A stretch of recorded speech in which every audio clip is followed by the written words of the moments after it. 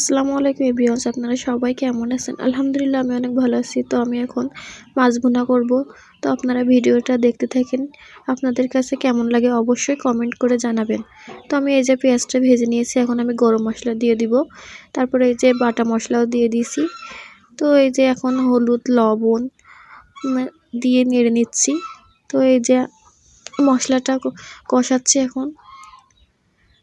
এই তেলটা উপরে উঠে আসলে আমি বুঝবো মশলাটা কষানো হয়ে গেছে। তো এই যে আমার মশলাটা কষানো হয়ে গেছে, এখন আমি মাছগুলো দিয়ে দিচ্ছি। তো মাছগুলো দিয়ে আমি একটু নেড়ে নিব। নেড়ে নেওয়ার পর আমি পানি দিয়ে দিয়েছি এই যে।